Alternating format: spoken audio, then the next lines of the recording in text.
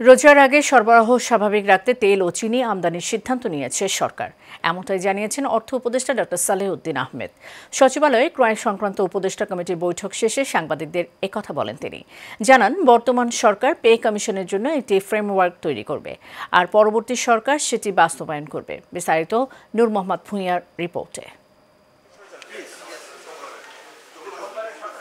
দীর্ঘদিনের মূল্যস্ফীতি দিনে দিনে যেন বেড়েই চলছে।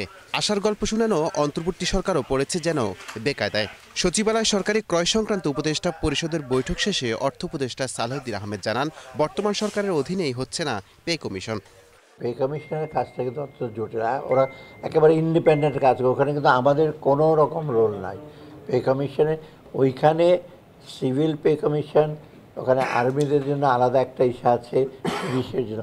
এখন ওই তিনটা রিপোর্ট পাওয়ার পরে ওটাকে আপনার ওই তিনটা পাওয়ার পর তো ওটাকে তো আবার কনসিস্টেন্ট লাগবে, একটা একরকম দেবে, সেটা এটা সময় লাগছে না। আমি বলেছি যে আমাদের সময় এটা করতে পারবো কি না, এটা কিছুটা আনসার্টেনটি। কারণ রোজার আগে সরবরাহ স্বাভাবিক রাখতে তেল ও চিনি আমদানির সিদ্ধান্ত নিয়েছে সরকার জানিয়ে তিনি বলেন, কমানো হবে সংশোধিত বাজেটের আকার। রোজাও চলে আসছে, চিনি আমরা আমদানি করার জন্য বলেছি, সয়াবিনটা আমদানি করার জন্য বলেছি, কারণ সয়াবিনের কিছুটা শর্টেজ আছে।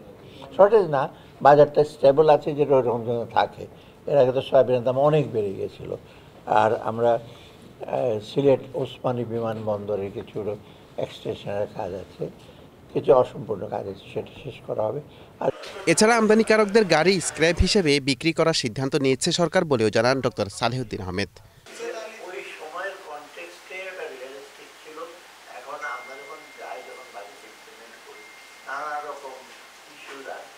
নূর মোহাম্মদ ভূঁইয়া, এশিয়ান টেলিভিশন, ঢাকা।